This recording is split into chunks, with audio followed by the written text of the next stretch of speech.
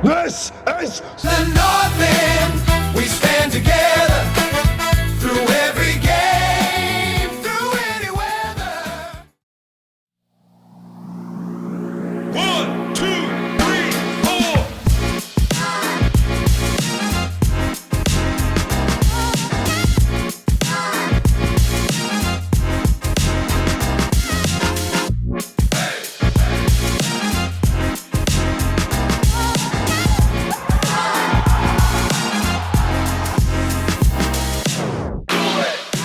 What is going on, everybody? Welcome in to the North End Podcast, episode 300. My name is Zach Graham, your host here in the North End, joined, as always, by my good buddy. He's on record as my best friend. His name is Ian Michaud, and we call him E, a.k.a. Lee James, a.k.a. Sebastian Drew Easy, a.k.a. Stradamus, a.k.a. Pap E. O'Daniel, a.k.a. The Fashionista, a.k.a. Chili Willy, a.k.a. Joe E. Chestnut, a.k.a. Eon Stonkel. E. Had to throw it back for episode 300 to the initial E introduction, the nicknames and the like. We are coming off a 3-3 road draw up there north of the border. And a long day of darts for you, myself, Tej. How you feeling, my friend? Oh man, well, this is why you get paid the big bucks for intros like that. That's why we pay you. That's why we shelled out top dollar for your services right there. Love hearing the OG intro for sure. A lot of darts, that's for sure.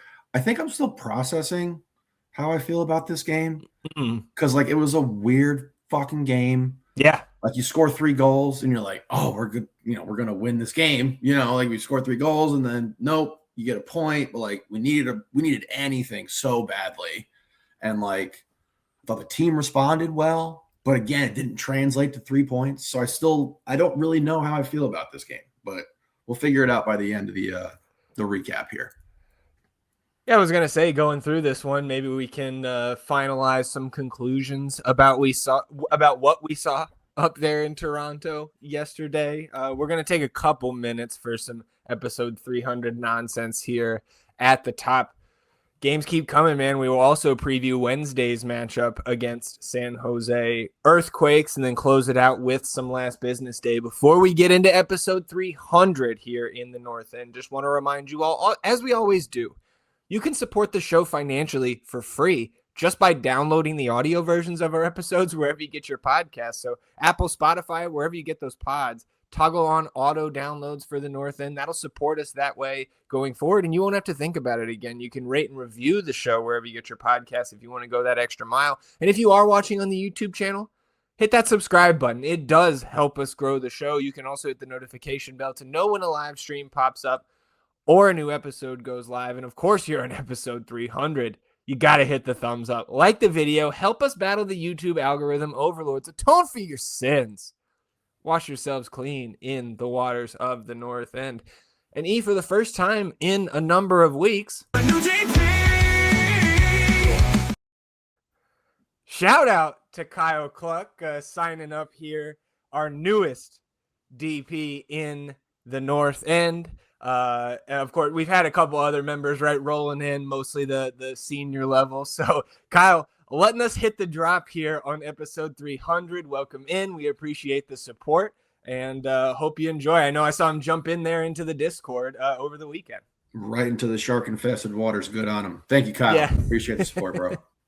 So if you want to, here on episode 300, jump in to the Patreon yourself. QR code to join the Patreon is on the screen right now. E, I don't know if you saw a little upgrade. Now there is a North End logo on that QR code. You need a raise. Yeah. We got to get you health insurance. At least I was going to say, can we get some better coverage here? Something like that. We got to get the hip fixed. You could also, of course, there's a link in the description, both on the YouTube and the audio version of this episode. So if you have not joined the Patreon yet, you've been dancing around that decision, no better time than now, E, as we celebrate episode 300. We didn't have much planned for this, but, we had episode 200, which was our preview of last season's opening match, right? And so a little over a year for us to reel off another 100 episodes. So I wanted to, as we did with episode 200, we kind of went back through the episode titles of our first 200 shows and kind of hitting the highlights, the lowlights of the roller coaster that is being an Austin FC fan. And so I wanted to do that here with our last 100 episodes. So I want to start with episode 205, which was titled The Black and Mild of Sorrow. And that was the first time that the Black and Mild of Sorrow was introduced to the world, even though it is all too common in the North End here, given the team that we support. That particular Black and Mild was sparked up after the 1-0 home loss to Colorado last season. Yep. The Black and Mild of Sorrow. There's been so many of those at this point that it's had one last week. Yeah, hard to go back and be, but I know how I was feeling. It doesn't sound like it was a great night. Yeah. 2 episodes later, 207 was Get In There, Thomas Riley, which Coach Nico has referred to Riley Thomas as Thomas Riley no fewer than 2 additional times. Yeah. After that, episode 210 was They Killed Kip Keller. And then on the back of that, episode 211 was I See Everything. So that was our St. Louis Road preview and then recap match. Of course, you describing what St. Louis did to our boy back then. And then, of course, Mirtu coining the phrase, I See Everything. 222, Choo Choo and Booze, which, of course, was the recap of the El Paso I was about to say loss. It was a win. It was a win. We got there eventually. And I think the Choo Choo and Brews, right? The LV kind of pub crawl there up the red line. Yeah. The Cat Metro train. I want to say that either happened for that match or maybe the match following, whatever. Mm-hmm. One of our better titles there, I think. That's a good one. But that's Brian's least favorite episode, though. For sure. Yeah, yes. It was a timely title there. Episode 225 was titled How About That? And we were referring to Nico starting Buka on the right. And I went back just to make sure, because it was a 0-0 draw against Vancouver, but that's right in the middle of that disaster month of May last season when less than a month before we lost 5-1 at Vancouver. So 0-0 draw with Buka looking great on his preferred side. We were feeling okay. Definitely feeling good. I mean, just getting him on that right side was a win enough. Yeah. So episode 239 was titled Massage Parlor Enthusiast, which was of course our New England Revolution preview there. 241 was Summoning My Eagle Powers. Okay. That was the Danny Sale rumors in the summer as the summer transfer window approached. And also our Galaxy Road win recap, right? As you get the Mirtu goal and assist in that match. 246, I believe, League's Cup break right near the end of the window. That was titled Flipadelphia for Rodolfo Borrell's international slot arbitrage scheme that he ran that week. Episode 248 was shout out to Ali, Podcast These Nuts. And that was a 1-1 draw against Dallas at home. So more fun in the stands that game or that episode than on the field. Episode 256, I believe, is the first and ever, to this point, title that was just an opposing player's name. That was Nectarios Triantis. Turns out he's pretty fucking good. I mean, the name itself is just fantastic. You got to throw that in the title. Yeah. So episode 259 was, and we have referenced this since then, It Can Only Good Happen. That was after the Azuni winner in stoppage, assisted by CJ Fodre against Seattle. That was our first ever, I want to say our first ever result against the Sounders at home. We may have had a draw at home, before that. I believe so. First ever win at home for sure against Seattle. And it was also that was the episode, second episode after that Minnesota semifinal win in the Open Cup. So the height of the last 2 years in terms of the vibes, maybe, at least for the on the field play. Yeah, absolutely. We were flying super high at that point. That Seattle win, I mean, I think we were doing the preview, right? And that was like one of the games that we looked at last year and was like, this was one of the signature wins from that season. Definitely was. Yep. So as we get towards the end of the season, we also start to, I think, maybe get some current events tied into some of our titles here, because episode 267 was I'll See You in Valhalla. That was our game 1 preview against LAFC. And then episode 278, as we made our way through the offseason, 278 was the North End 2.0. That was the Patreon announcement. Hey. So shout out to everybody who has joined us in the Patreon. Not too far off from 100 members here in April 2026. The next episode, 279, Penthouse in Albania. The Azuni Hotel is revealed. We still got to go, man. I need know. to see some project development, some updates on this stuff. Yeah. I want to see what it looks like. How can we invest? Episode 284 was Dow 50 Thou. And that was our season opener preview, along with the Danny Pereira appearance and our season preview with David Goss and Soccer Wise. And so the only other one that I wanted to highlight is right before where we sit today. Panic in the Discord will, I think, always go down as an important marker, not for good things, but crashing out again in the Open Cup 2 USL side. Don't care who it is. Certainly a low point over the last 100 episodes. And luckily, I think, again, don't get a win yesterday against Toronto, but there are some positives that we'll talk about here in the recap. And I'm glad things are, we at least contained some of these fires all around us that have been burning for the last week. Yeah, we put some blankets over them, I think, just like kept them down. They might pop back up, so I'm not I'm not getting too far ahead of my skis here. But, man, that's a good little look back. And Panic in the Discord, that's just top tier. Shout out Dave Ruth. Yeah, well we can't done. take credit for that one. Yeah, that's just well done. So Put up a couple of C's. You didn't like that one? No, I did. We have a lot to talk about today. So I could talk about almost every title just because it brings up some sort of memory for us. But hey, man, 300 episodes. Cheers to you. Cheers to us. And here's to 300 more, huh? Cheers, brother. Absolutely. All right. Well, let's jump into the Toronto recap. You get the lineup. I mean, fuck, dude. These lineups coming across at 11 a.m. I don't like it. Especially the day NBA playoffs start. It was a scramble to get to sit down and watch this game at fucking noon. With my own work responsibilities and just life in general. You don't have to be to know that noon on a Saturday is early for an MLS game to kick off. Yeah, absolutely. I was dealing with a ton of stuff too, a lot of work stuff that I had to get done and everything, and that's why I was late. Yes, correct.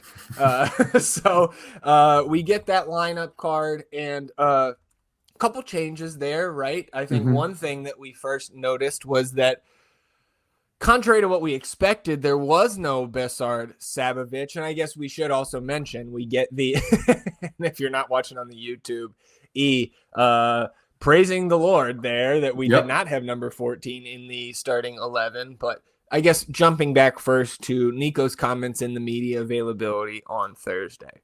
I think you and I both thought once we heard from Coach that we'd be without Ilie and Christian Ramirez just because it didn't seem like they had practiced in full through Thursday. So, and you're not doing a ton on a Friday with a noon game on Saturday. So both of those guys were available off the bench, even though, again, according to Coach, it didn't seem like they practiced or had a full practice this week. But, when you're 34, 35-year-old MLS veterans, you don't need a full practice to be ready to go off the bench, I guess. Irvin Torres, we finally got an update on Irvin. He's been sick, according to Coach, but he was also active on the bench last night. So good to see Irvin. Good to get some clarity there. And, ultimately he doesn't enter this game. But what did shift was Joseph Rosales. Hey, who said Rosales in the midfield earlier last week? I don't know. Coach ZG. So, look, I'm still available. Still available. Still not signed. So he was moved to more of a defensive midfielder position. I guess you would probably say he was playing kind of that 8 role if you have to assign one of those numbers to it, right back there with Duber, even more advanced when we had possession. We also had John Gallagher out there with Mikael Dessler, which okay, we're kind of running what we did against Louisville, but we've got Dessler in his correct spot and John Gallagher in one of the many spots that he can play perfectly competently. So you like to see that. I think those adjustments after what we saw, and you want to get some of that rotation against Louisville, but you and I both, even before the result, right in the early moments of that Louisville game, we were just very upset about that alignment. But all of that to bring me back to this. What does it say about Besard Savovich and what the coaching staff thinks about him at this point that he doesn't get the start here? I think everyone should know at this point. To quote the woman in Miami, I fucking hate Besard Savovich. So, I mean, again, like we keep coming back to it. I kind of enjoy piling on a little bit on him. Yeah, I know like, you do. I don't love it. You know what I mean? And I will jump back to our kind of trademark thing where it's like, well, if you do something good, well, we'll talk about it. Yeah, you got to give us something. Yeah, you got to give me something. You can't just be kicking the ball out of bounds. So I think, the writing's been on the wall for a long time with this dude, man.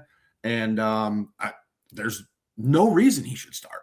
Honestly, like even if we're beat up as bad as we are in this midfield, do something like this. And like that's what I want to get to here with the lineup was we know the options, the choices are limited. As we talked about, you have Ramirez and Ilya as well, being older, a little banged up. Like, what are you going to be able to get out of them? So this was a difficult decision, and I think Nico did a good job with it. I do. You know what I mean? Like, do I want to see Joe in the midfield and playing a defensive mid role all the time? Absolutely not. I want him to be able to play his natural position and look as good as possible.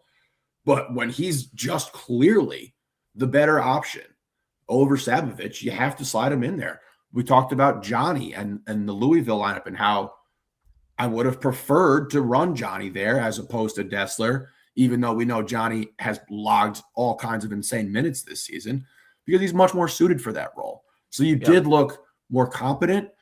It looked more organized and like there was a cohesive game plan to how we were going to approach this. It was great to not see Dessler running up into the striker position at times, you know what I mean? And just like we left that to Biru in the second half. Of course, and that's what he does. Fine with. Yeah, he can do it for sure. I'm fine with him doing it, but I thought this was a good way to approach this matchup. And with the limited options, there's just not a ton you can do. But I thought that this was creative. And we talked about last week Nico kind of losing confidence and like what he wants to do. I think this was a sign in the opposite direction here. So I was happy with the lineup, satisfied. I will say this though. Okay. Don't tell us Danny wasn't hurt. Yeah. Danny doesn't have an injury.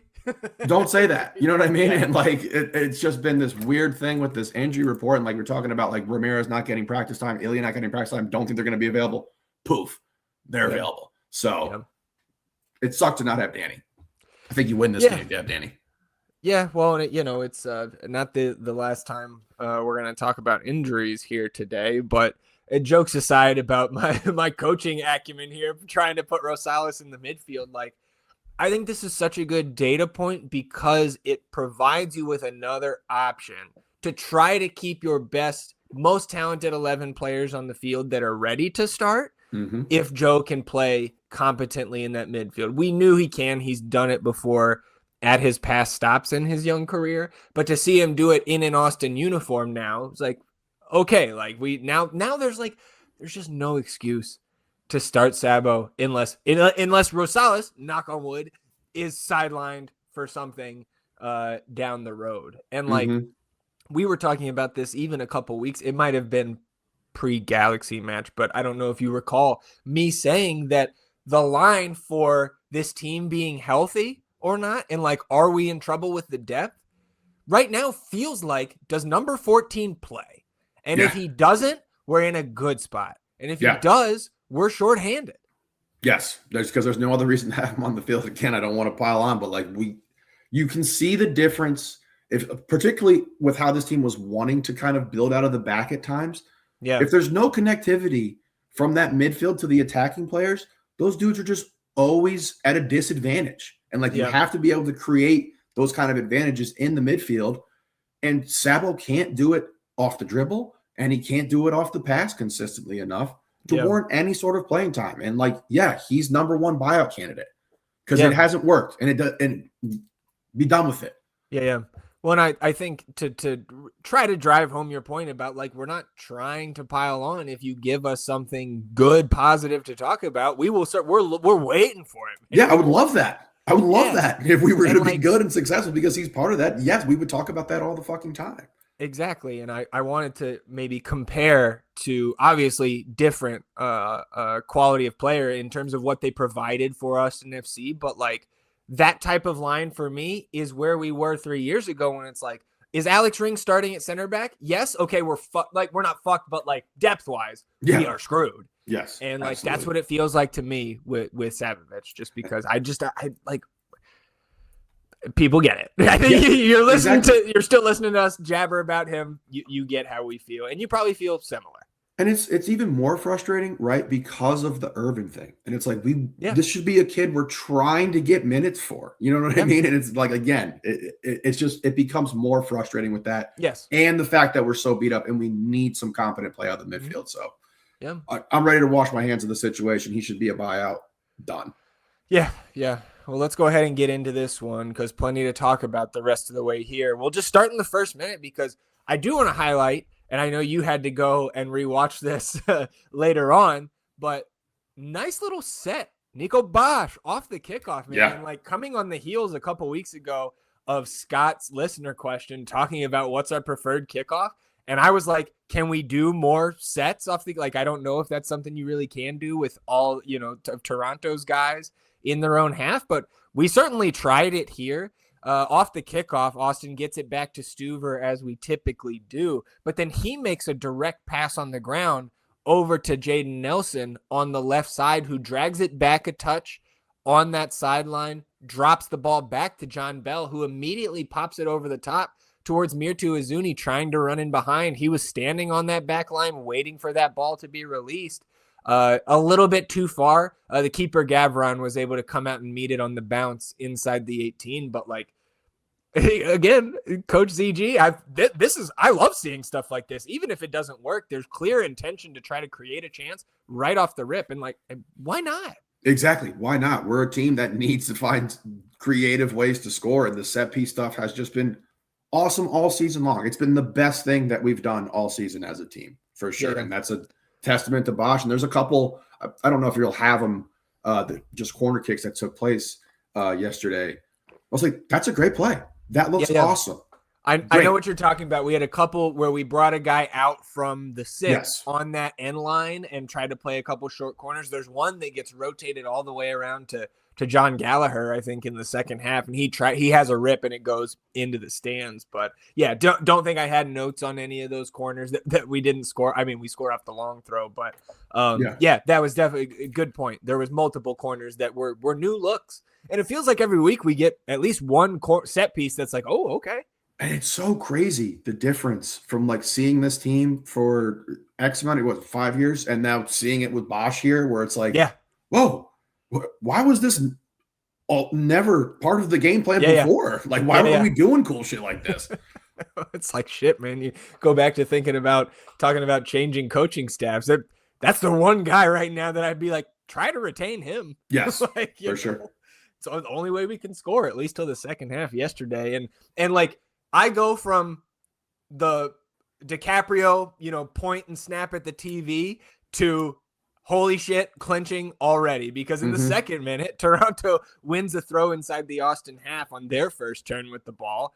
And off that throw, ball pings around, falls into some open space where Josh Sargent pounces on it, and he plays a nice 1-2 with Etienne to open some space for Sargent to just sting one towards Stuver. Like, has so much on it. Brad just can't corral it, and Etienne's following the shot, and then he, is able to put an attempt on net that Stuver saves, and that follow attempt on the bounce is blocked high up into the air. It goes towards the top of the box where Raheem Edwards gets position on Dubersarski, and he nods it towards Daniel Shallowy. The Shallowy hits it on the half volley. Svatok blocks that one, but the deflection goes to Kobe Franklin. He turns and shoots it, but right at Stuver, and Brad's able to hold on to this one to clear the danger for the moment. But 4 shots in the first 85 seconds, fucking awesome, fellas. Yeah, amazing.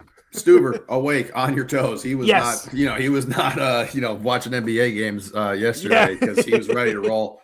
In this game, man, I'm still trying to, like I said, I'm still trying to process how I actually feel about it.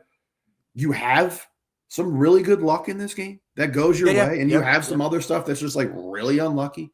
And I think you get lucky here. I mean, Sargent, for as talented of a player as he is, I think there was a couple shots yesterday that I think he would really like back. Yep. I agree. And then we move to the 9th minute where Edwards and Jonathan Osorio are hitting a couple passes back and forth near the Austin bench. And on Edwards' 3rd time with the ball, Dubersarski steps, tries to win the ball, misses, and Edwards is dropping it back towards the center back, Monlouis. And Edwards just flops to the ground as Duber makes that challenge. And fucking Drew Fischer. And when we saw that Drew Fischer was the head ref, I put it in the fucking Discord, Drew Fischer alert, and right off the rip, man, this motherfucker shows red with the most foolish air of overconfidence I think I've ever seen from an official in maybe any sport. They cut to Raheem Edwards. He's on the ground. He's fucking laughing. Shout out good guy Brad Stuver, who hurries over to usher Duber to the sideline to try to save him a fine like Biru got a couple weeks ago. So good guy Brad. But VAR calls Fischer immediately to the monitor. It's a very short review because, of course, there's no red card here. And the yellow that Dubersarski receives is just to save face because this is not a fucking foul at all. Nope. And if anything, if we have some semblance of consistency, yes, if you're not watching on the YouTube, he's doing the universal sign that officials themselves make for a flop. And if we have any consistency with the disciplinary committee, this is a fine for Raheem Edwards, just like Besard Savovic got fined last week for fucking flopping. Yep. And can you imagine? Look, I understand that VAR, we've been critical of the VAR officials multiple times this season. But to those who are for abolishing VAR completely, can you imagine if we did not have VAR? This is example number 1 with a fucking bullet why you have to have some element of review because the game would have been ruined again by Drew Fischer. And for those uninitiated that were not listening to us back in 2023, the reason we hate Drew Fischer so much is he did not count a goal that went over the line visibly on VAR. He gets called over to check it and says, no, not a goal. And then it was scientifically proven by the dude on fucking Twitter. I forget his account name, but he does all the lines and measurements. And it was, of course, yes, we can see the ball in the goal. So I'm not worked up about this. Motherfucker's the back-to-back ref of the year. Insane. Clown shit. Yeah. I mean, we said it. Fischer, man. He's terrible. Terrible. And like we said it yesterday, I was like, why are so many of these dudes and ladies so bad? Why are they so bad? Yeah. It's crazy. To have the audacity to be like, I'm putting my stamp on this game less than 10 minutes in. Shaking his head like, get off the field. And it's like, clearly you didn't see it, dude. Like, clearly you did not have the angle to see if there was actually contact made, particularly to the upper portion of Raheem Edwards. And it didn't happen. And then, so he comes out guns blazing with this thing, immediately has to, tuck his tail after the VAR review because this is not a yellow card in any sense of the word. Duber's rightfully, he's like, it's not a foul. It wasn't a foul. And even if you were going to try to give him a yellow here, initially it's like no leeway. You're not going to talk to him. You're just like coming out with that red and then sitting on cards in the second. Yep. Raheem Edwards should be tossed about 30 minutes after this. Sitting on cards. That we'll get to that foul. That one's 100% more egregious than what took place here with Duber. And he lets him get away with it. Yep. And it's like, dude, you just tried to throw one of our players out. This dude is on he's on a yellow. He's on a legit yellow. Yes. And he's making a dangerous tackle. And you don't, where's the big balls now? You're not going to come over and shake your head and give him a second yellow. Ridiculous, man. And like we were saying, I was like, I don't have the official stats, but like how many of these games are being directly impacted by the dude or lady wearing yellow. Yeah. Yep. I'm not going to forget about you, Tori. Don't worry. And it's crazy. Oh, yeah. And that's dude. right. This game would have been over. And like Ruined. I hadn't even started watching yet. And I'm just seeing the group chat. Yeah. Jones goes, well, this game's fucking over. Yeah. And I yeah, was just like, yeah. what? Did they hit a 3-pointer? Like, what happened?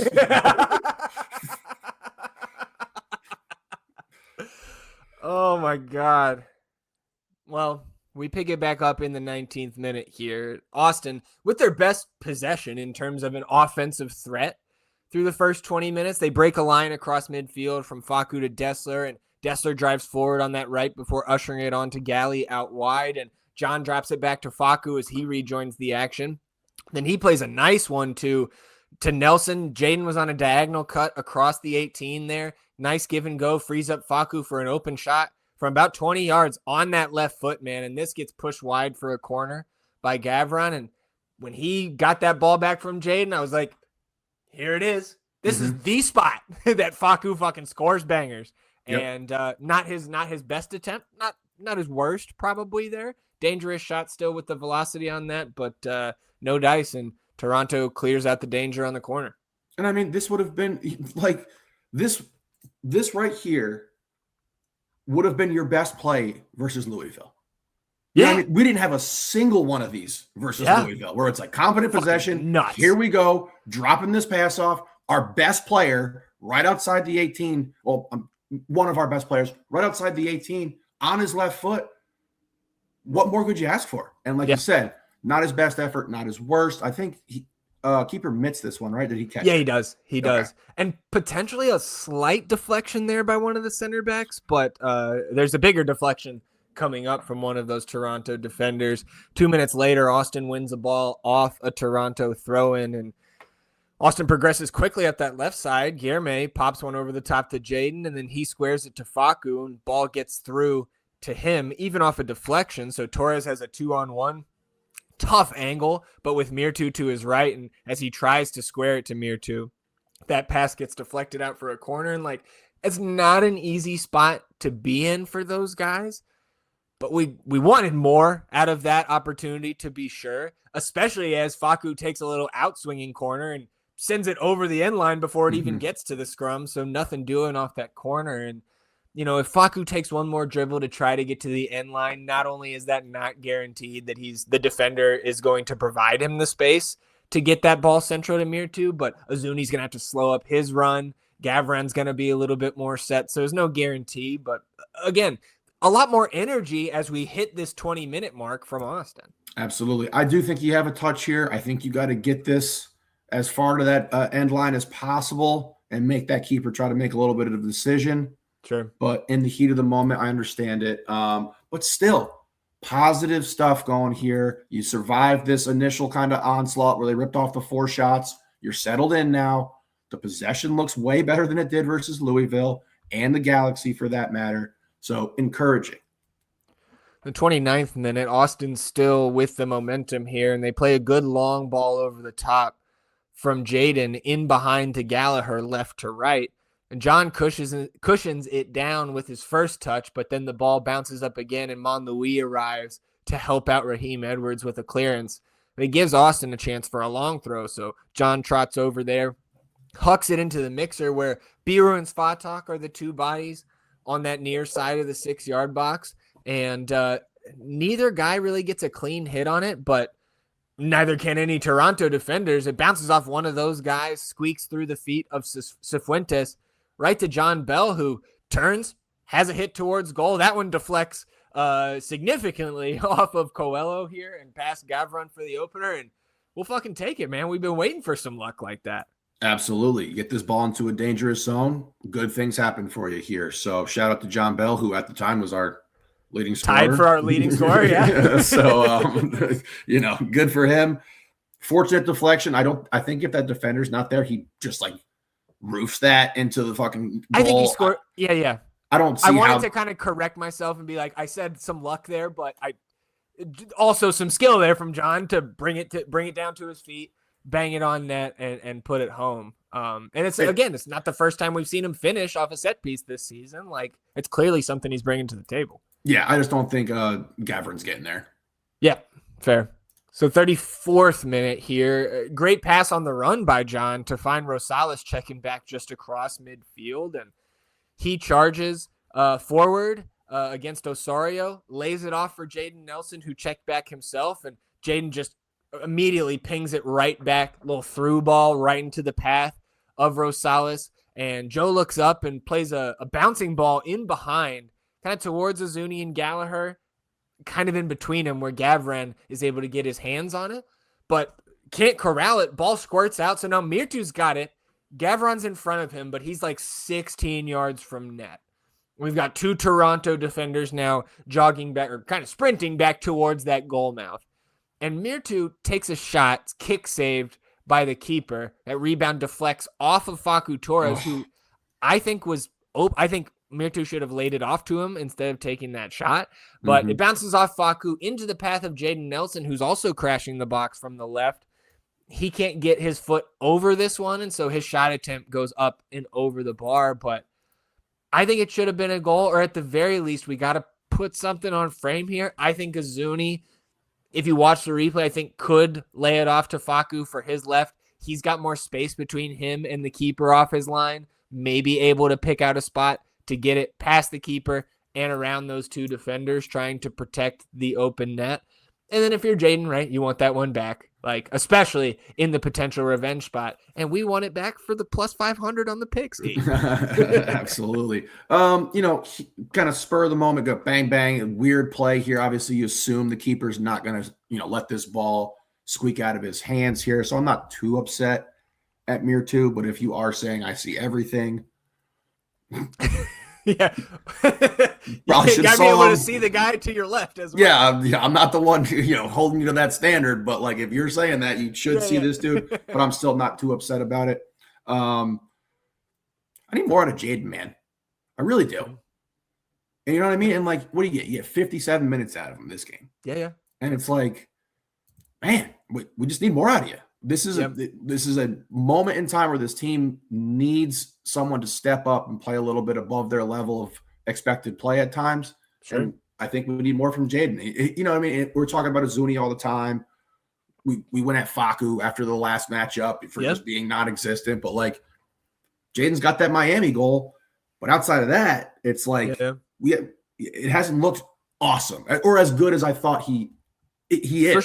For sure. And I think, with it's not taking anything away from him on the goal that he did score, but it's a one on the keeper. Like, we're going to expect you to score that 9 times out of 10. And you did. Absolutely. But like, we just want to see, and he wants to see more. And I think for the minutes, right, he does sub out like 57. I think you said, I think that's right. He's one of the guys that has not gotten a break outside of sitting him when he's feeling issues with that hamstring and potentially in his back. So with the next game coming up Wednesday and then another one at home on Saturday, I get taking him out early. That combined with the injury concerns over the first couple months, but I'm with you, man. And again, I doubt he would disagree with you saying you can and should do better on this chance. Yeah, I mean, I'm looking at it right now. It says 0.09 XG on that, which I thought it would have been a little bit higher. But it's tough off the bounce for sure. But I think you can do better with that. I think putting that on frame is not too much to ask. I agree. 43rd minute, you get a yellow card to Raheem Edwards. This is a nasty tackle on Rosales, man. And like, I agree with color commentator Ian Joy in this moment, who he had some wild, especially the red card. He's like, yeah, I'm cool with this being shown. And then he looks at the replay and goes, I don't know. Like, okay, dude. And this, again, Ian Joy says this is a perfect tackle. So second time he's being a dunce in the first half because Edwards gets the ball, but the follow through like twists up under Joe's ankle. Yeah. And the follow through counts in every sport. So like, no, it's not the perfect tackle. It's a solid one. And again, like, I'm not asking for a yellow is fine here. Yeah. But like, come on, Ian Joy, get your Ian E. Hey, look, man, I'll be the second Ian who initially thought that this was a clean tackle. Okay. I remember saying it. I was like, damn, I didn't think that was a foul. Looking at it back, definitely a foul here. And, talking about Edwards, man, like, I think he got ran last game. Didn't he get thrown out in that crazy game versus like Colorado or something? It's just like 5 guys got thrown out. He definitely also got someone thrown out in that game. So this dude's a bit of a shithouser, man. And like this, he did get tossed 49th minute against Colorado. Yeah, and that was right after he drew a yellow or drew a red on someone else. I forget, maybe it was Mascara, whatever. But like, we've been talking about reputations, guys with, you got to keep an extra eye on. He's in that category. Yep. Second minute of stoppage, and there were 6 minutes given here. So second minute, get a collision between Biru and Coelho, and Coelho stays down. Yellow card is shown to Biru. I had no problem with this. His arm was up high, catch Coelho up high, and of course, Ian Joy says that's not a yellow. So it's like, I would rather that happen, but I disagree. Yeah. After the restart, Gallagher takes the ball off Raheem Edwards, and as John takes off going the other way, Edwards makes a late challenge that is very clearly not just yellow card worthy. That's a yellow card 10 out of 10 times for me. And again, I know I'm watching through Verde tinted lenses as per usual, but like, and I guess this is maybe I'm wrong because I'm agreeing with Ian Joy here where he's just like, yeah, that's a yellow. And then I guess I disagree because he follows that up with Drew Fischer not trying to like do anything crazy. I appreciate him resisting the urge to run him. And I'm like, dude, this is Drew Fischer again. This is the second moment of the game where you're showing like, why immediate red to Duber on a play you didn't see? You're standing right there for this one, and you can clearly see the calculation in his head. Sometimes I can appreciate an official using that restraint in a moment like this, but given the way he officiated the first half, this is a yellow and an ejection. Yeah. And it's just another chapter in the story of the ref of the year being terrible at his job. And if you think about we say that at best, MLS is the 6th best league in the world. So it's not a 1-to-1 comparison, but I guess like you would assume that the refs in the 6th best professional basketball league in the world probably aren't up to NBA standards either. So maybe that's what the fuck we're dealing with here. I mean, I saw the calculation in his head as well. And like, this is what I talked about right at the jump. Now he's sitting on cards. Now we don't want to throw dudes out when they actually deserve to be thrown out. This is a yellow card. 10 times out of 10, or I guess 9 times out of 10, unless Drew Fischer is reffing your game. And, you get 6 minutes of stoppage in this first half because you suck at your job, Drew. Yeah. You suck at your job. We had to play an extra 6 fucking minutes in this first half. I'm looking at Jaden, right? Got the 57, but like he had to play the extra 6 fucking minutes in that first half. 65. And it's because you suck at your job. And we had to go to the fucking VAR immediately within 10 minutes in this game because you decided you were going to throw one of our players out for nothing. Yeah. And like, we have to go 2.5 minutes over the time in the first half because of the collision to Coelho. And like, coming out of the half, no changes for either team. So we'll pick it up in the 52nd minute. And like, dude, in the opening moments of the second half is Toronto being the more aggressive team.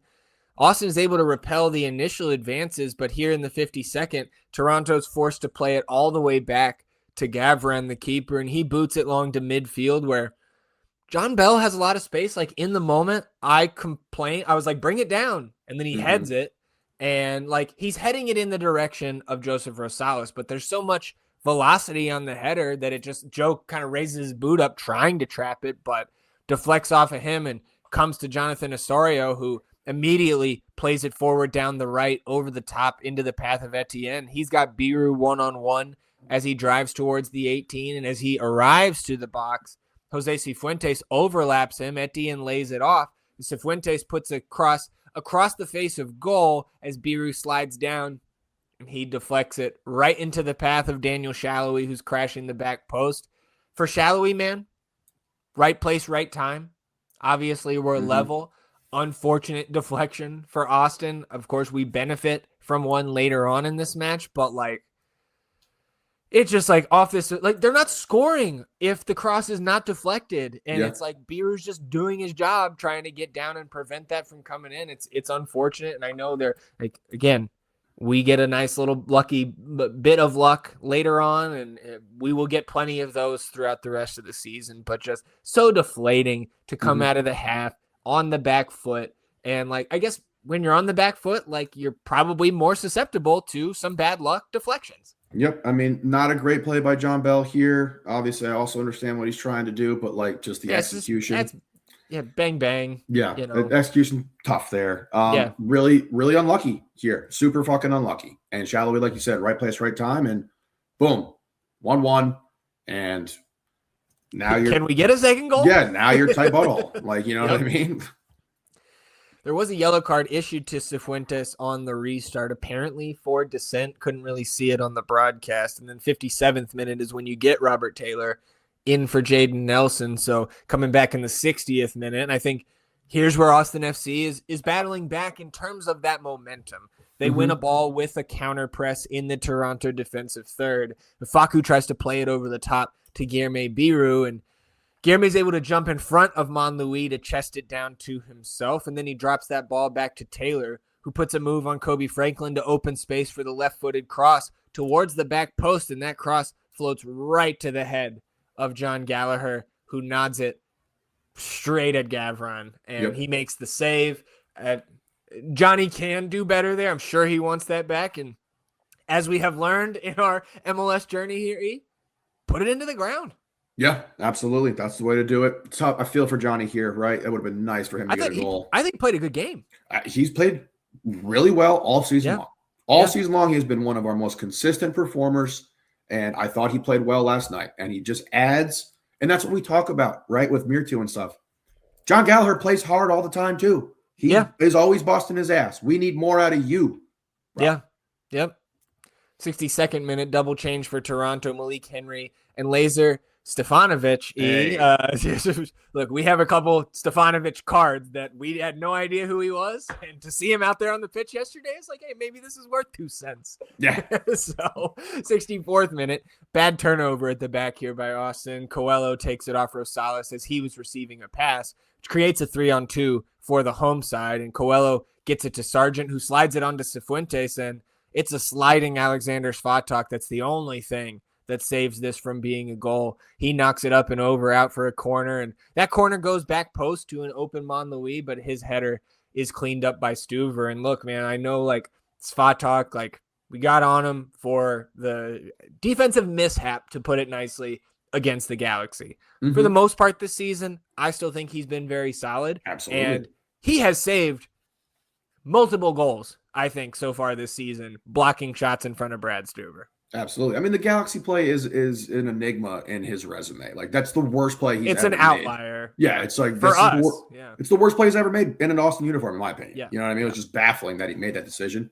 But he has been fine all year, and he gets a lot of blocks here, and he throws his body into the fire, and that's why we love the guy.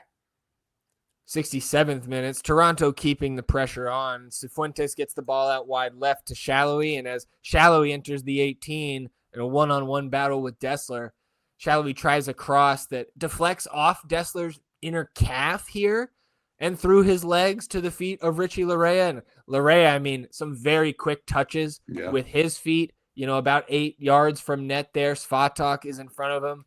Those touches from right to left open the space for a shot, and he roofs it home for the 2-1 lead. And look, man, over the last 7 minutes of this match, I think I said it when he scored this, like, that one was coming. Yeah, you could feel it coming for sure. Again, unlucky that this ball kind of squeaks through Dessler's legs like that. But this is a good play by Larea, and he's a solid player.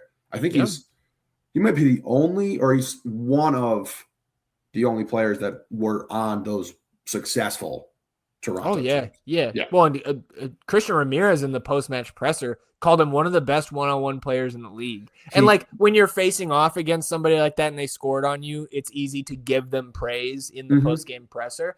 But like there's some respect there from a guy who knows the league very well in terms of Larea's skill, particularly with the ball at his feet in tight spaces. And it was on display right there. It was a good finish, even though it was a little bit fortunate for that ball to find him.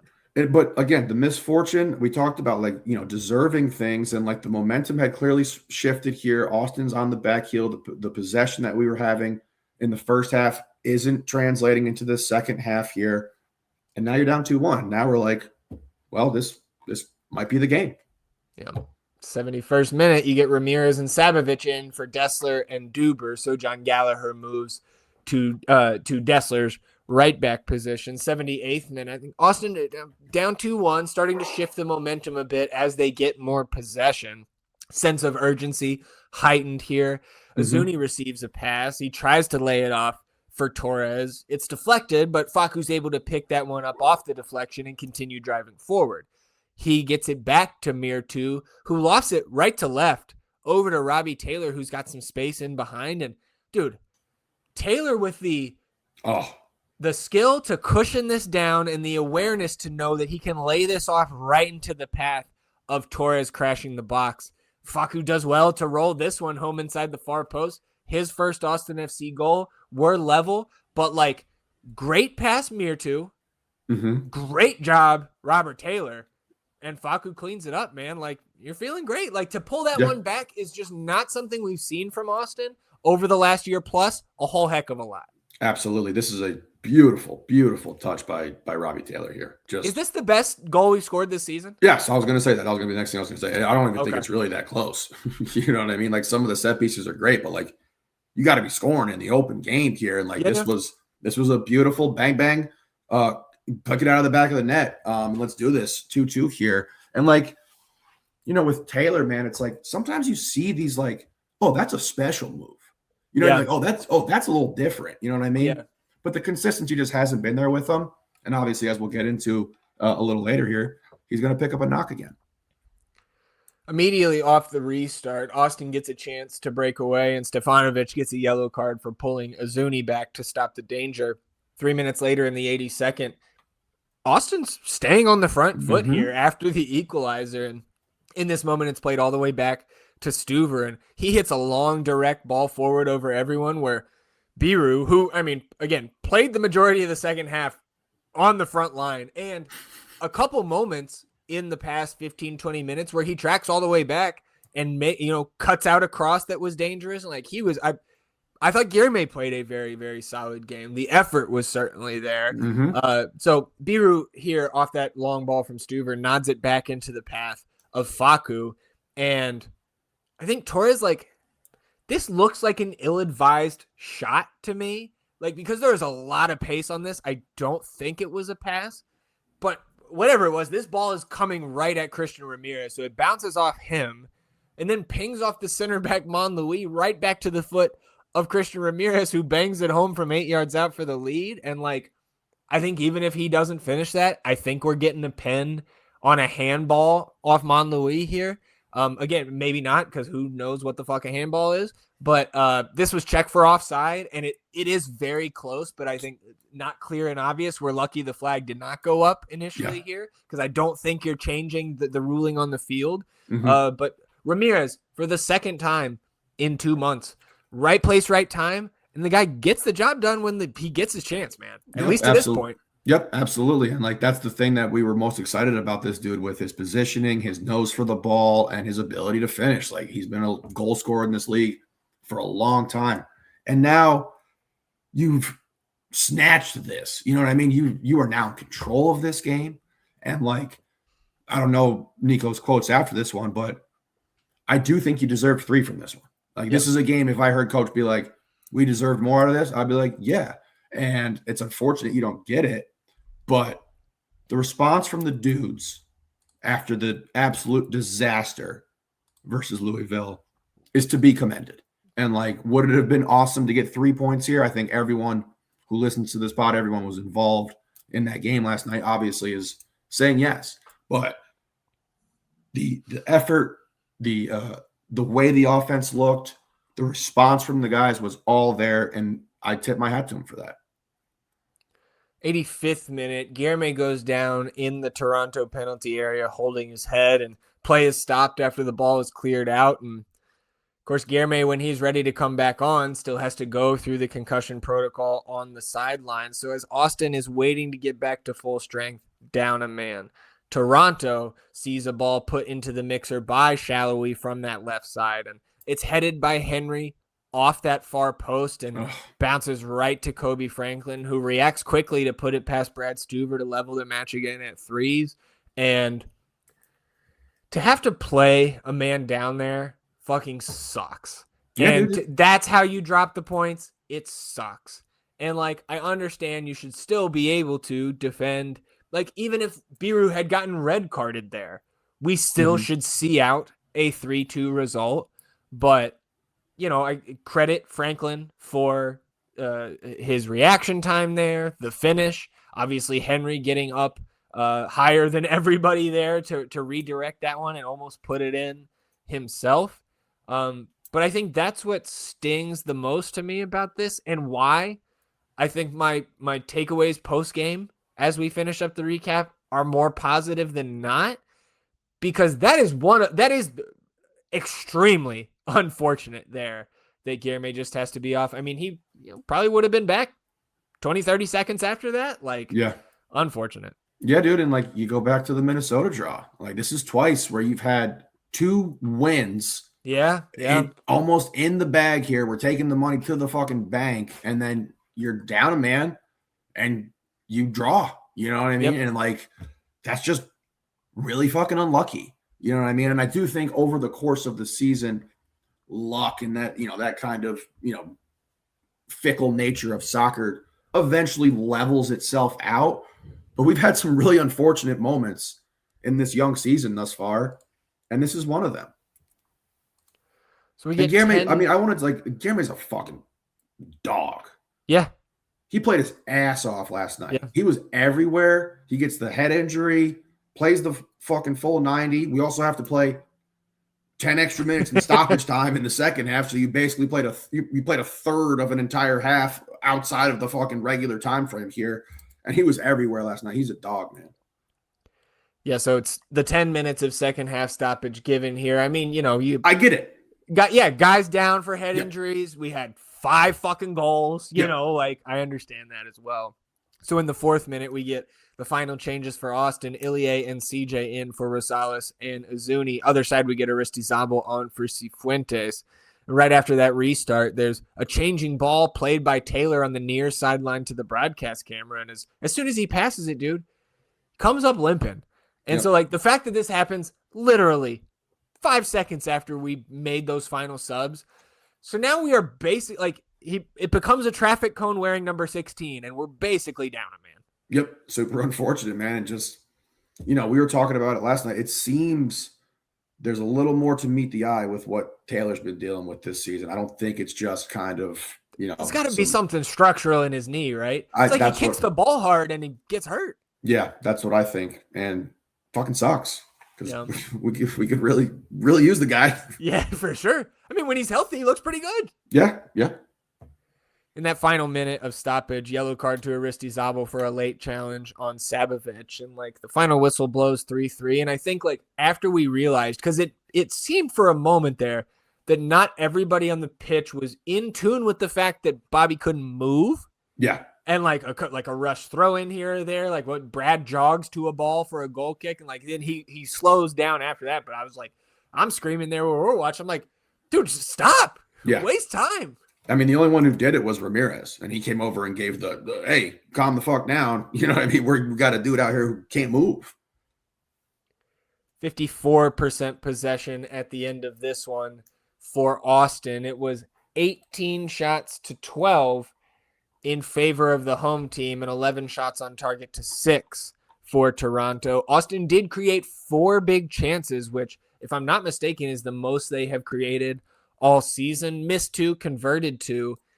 I think my problem with these stats is you also conceded 5 big chances to Toronto. 6 corner kicks to 5 in favor of the home side. And you look at the XG model on FOTMob, 1.49 expected goals for Austin to 3.05 for Toronto. Expected goals on target was 2.49 for Austin, 4.03 for Toronto. And I didn't go through goal by goal here, but I imagine the 4-shot flurry in the second minute of the game just put you behind the 8 ball stats wise here for the rest of the night. Yeah, absolutely. But I mean, we talked about it before we jumped on here. I think one of the things that is kind of going overlooked with this team is that the defense has not been elite for a while now. This is going back to last season. And like we started out that season, the defense was elite, one of the best in the league. And like that's how we were playing. The defense has fallen off. I think it's to the eye test, and I think the advanced metrics say it as well. And I know that we talked a little bit about, we're sitting third worst XG in the league right now, and that's only above god-awful Sporting and Orlando. Yeah. But like it's gone overlooked because the offense has been generationally bad for a while now. So like we got to tighten more things up, and I do think you deserve to get 3 points here. But we got to see that defense kind of return to that top tier level, because we talked about it. Like, what good is the elite defense anyway if the offense isn't doing anything? But like, if you have now a mediocre defense and the offense isn't doing much, you're a bad team. Yeah, and I think like listening to Christian Ramirez talk in the post-game presser, he did mention that the coaching staff is emphasizing this team playing more with the ball instead of that consistent, bunker and counter style that you saw more prevalent last season. And like, I just think it's a problem if playing with the ball destroys your defense. And maybe that language is strong there. But it's a noticeable difference. I'm with you, man. Like, the defense is not really anywhere close to the same level, at least in the stats, man. And like, it feels like it to the eye test as well. And so like, I know from watching other teams in this league that it is possible to do both. Yeah. So like, and again, are injuries also a factor in that? Yes, absolutely. So I just think that's, again, another talking point between now and the World Cup break is like, can you have the happy marriage of the two where you can possess the ball a little bit more, be more threatening in possession, scoring goals from open play, right? That aren't just over the top counters. While maybe keeping a clean sheet, at some point here, maybe a 2-0, that would be fucking sick at some point, but one can dream. That would be awesome. And again, if you're going to play this, this style that Ramirez is talking about here, you have to get more out of the midfield. And again, we have to get healthy there. I fully believe once Owen is put back into that midfield role and that kind of attacking mid or wherever we put him, he is going to create a lot of things for these guys. Yep. At least I hope so. And I believe that Owen is that quality of player. Will there be a little rust? I think so. Once he gets back and fully going. I'd be surprised if there wasn't. Yeah, for sure. And like, obviously we know BV as well, getting him back there. Got to get healthy for sure. But I mean, this also isn't like rocket science, right? Like, other teams have consistently been like, break us down. Yeah. Do it. And we haven't been able to do it. So like, I am for trying some more stuff. Like, I want to give credit to Nico for this game plan and how this approach looked for the team. Am I back in on the guy? No, but this was a good response from him and his staff as well. Yeah, I'm with you there. Game score against Toronto, 2.72, which is much better than 0.3. Yeah, didn't have to bust out the old zero, the Verde zero for the people. Well, and again, in our game score data set here, we started this with the second match of the year was DC, right? So we don't have a data point in the game score for Minnesota, but of the games we do have, and it's now up to 8, this would be the 4th highest score behind, in order, LAFC, Miami, DC, then Toronto. So of the draws, it comes in behind those two more talented sides. But, I think it seems like the Patreon is at a similar spot to where we are here as we talk through kind of our overall takeaways, man. And, without the win, like I said earlier, it's just hard to feel too good coming out of there. Especially just the game script that did play out. And like, I do also want to say something we didn't really bring up is like, I think the on and off rain that was coming down in Toronto also played a factor in the craziness of this game. But giving up late goals just continues to be an issue, man. And giving up 5 big chances to a team that's missing their best midfielder and chance creator is not good. No. So like, I don't obviously vote in the game score. It would have been a 2 or a 3 for me. I think 2.72 feels about right to me. Yeah. I think I'm a 3. And that has a lot to do with, again, I thought the fight was there, the will was there, the let's go fucking play and like have a little fun was there with this team. Obviously, you get the 3 goals, and we saw the goal of the season thus far from Facu. Getting him on the board was awesome. That is now lifted. That's great, but it's just hard to be feeling great about this result because, I mean, we talked about deserving things. Yes, sometimes no, whatever. But like Bill Parcells said, like your record's your record, or whatever the fuck he said. It was like, you know what I mean? You are what your record says. You know what I mean? We have one win. You have one win on the season. It's versus one of 3 teams the who got defending bounced. wooden spoon. Yes, who got bounced from the Open Cup as well, along with us. So a USL League One side. Yeah, and that was a 1-0 win where, and again, I thought DC, I don't want to jump too far back, but like they played the right style that game. They made that game ugly, so I wasn't expecting to light them up. But like, it is what it is. You got 1 victory right now, and you're just floating above 2 tragic teams in the West out there.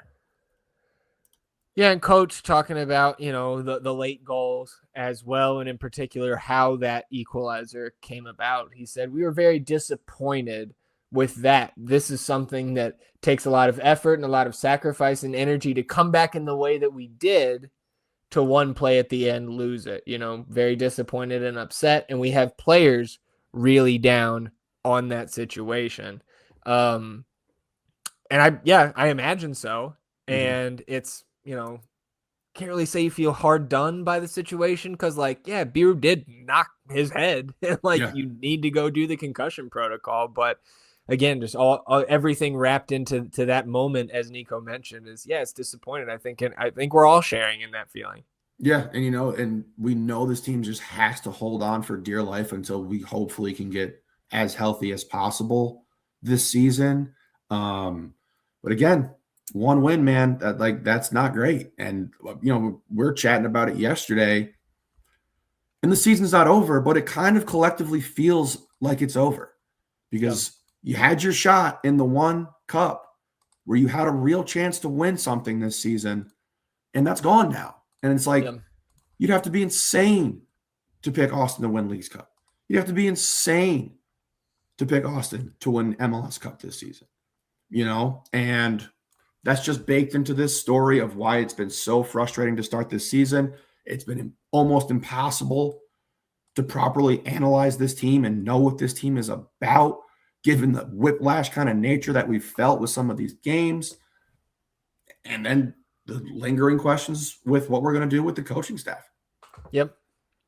Well, and speaking of that, we've got some listener questions from our Patreon members first. And these are somewhat similar here, but we'll start with TexRex E. He says, with 5 weeks and 7 games left until the World Cup break, we've got 3 home games in there.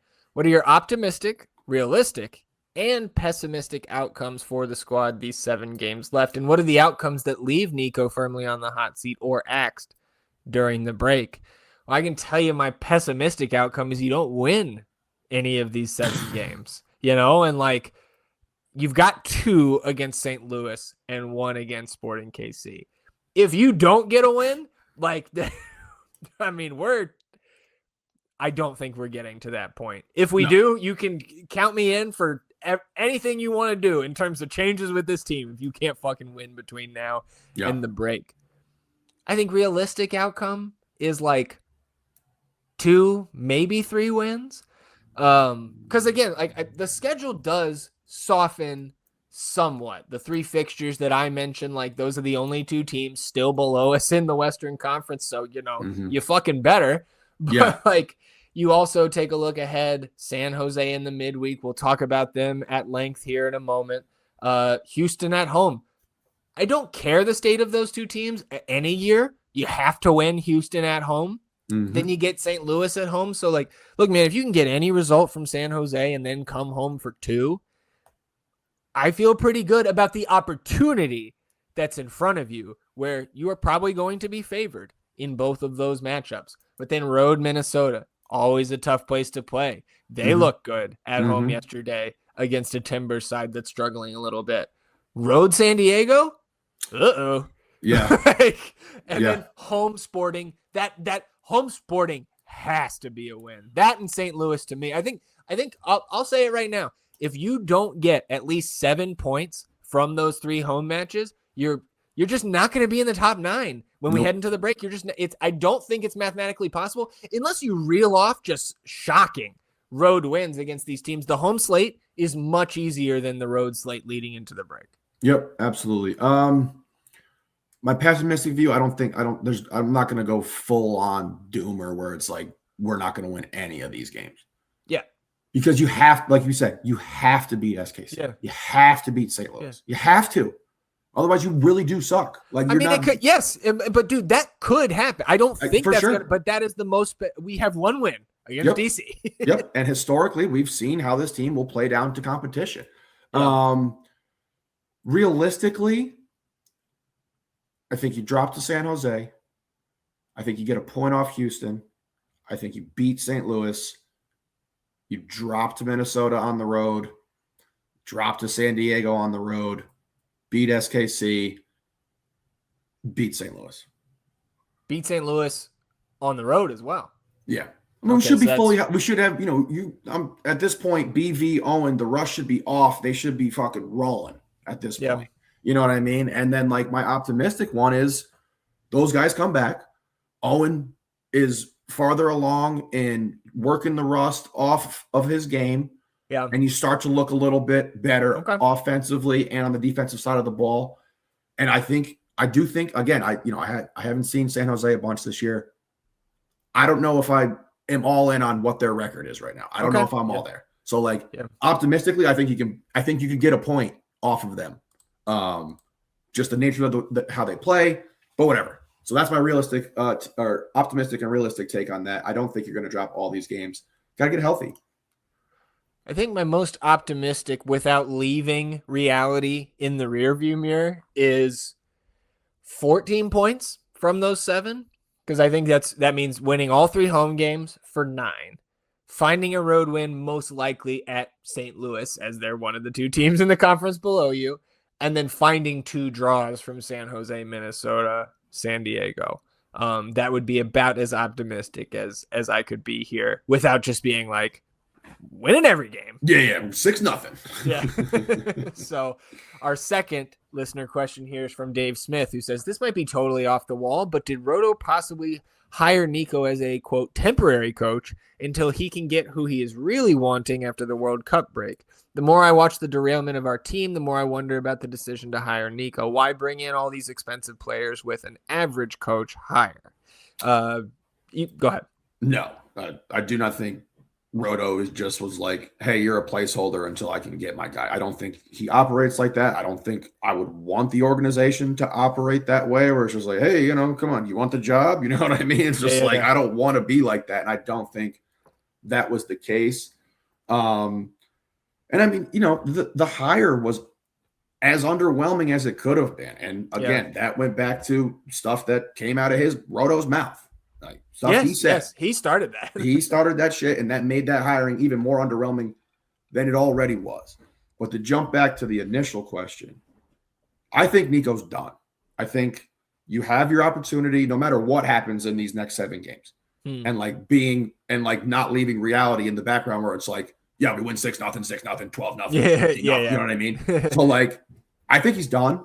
I just think you have a unique opportunity here with the World Cup break where you could put a little bit of a soft reset on this club, and hopefully you're coming out of that healthy, and this can be Austin. What iteration are we now? 3.0, 4.0? Yeah, I don't know. Austin bad .0. So, I think there's just a unique circumstance happening there, and I think he's done. I mean, had you heard anyone in the locker room come out and say something positive? Yeah, I mean, John did a lot on Thursday. Yeah. Okay. And I mean, like when Josh was going through all his shit, there were plenty of guys who came out and said some stuff about it, and there was the other side as well. So that is my reaction to Gallagher's comments the other day. Again, I don't think that locker room was on fire or anything like that. I was more worried about, or I say we were more worried about coming off the Louisville loss is like, we don't see the leadership coming from the players either. Mm-hmm. Like, yeah, right. You don't have Ilie out there. Brad can stand in his net. Who else is going to step the fuck up? Yep. You know, but that was kind of my response to anybody suggesting that Gallagher's comments on Thursday meant that everybody in that locker room believes that Nico. I'm not saying that, again, I don't think there's mutiny, just like I didn't think there was with Josh Wolf either. Yeah, and I don't think John's lying. Yes, exactly. I don't think John's lying. I'm with you. I don't think he's lying, but also he like would fit in the group of like, for lack of a better term, Boy Scouts that would also defend Josh at times like these. Absolutely. And going back again, I don't think, sorry to interrupt, I don't think Nico has lost the locker room at all. I believe John when he says that is a cohesive locker room that is still pulling in the same direction. You are just very clearly on the precipice of losing a couple guys in there. Yeah, no, for sure. And I also agree. I don't think he's lost the locker room. I just don't think he ever grasped it the way that we needed someone to grasp this and be like, this is my fucking team. I'm the captain of the ship. Let's do this. How you would envision a championship winning coach. Correct. Would grab a locker room. Exactly. We appreciate the Patreon members for their questions as always. Anything else for you on Toronto? I said I was going to try to work through it and figure out how I feel about it. And I think I settled on that 3 there. You had some. This was a crazy game. This was a wild kind of fucking MLS game. It's weird. MLS at night apparently can happen at noon. So like this was a weird ass game. I think I'm there at a 3 because the fight from the dudes was like night and day from Louisville, and that's a step in the right direction for me. So talking about San Jose, this is going to kick off 9:30 p.m. Central on Wednesday. But first, away match means another Los Verdes watch party and a little bit of a special one here on Wednesday. This watch party is going to be at Radio East, 3504 Montopolis Drive here in Austin. And with the watch party and match kickoff starting at 9:30, there will be a jersey super draft here because Los Verdes is teaming up with the Icarus Cup to host their first ever jersey super draft. So all of the teams that are entered into the Icarus Cup this year, will gather live at Radio East to select their team's jersey from a pool of over 75 designs for this year's tournament. And so I think that is super fucking cool.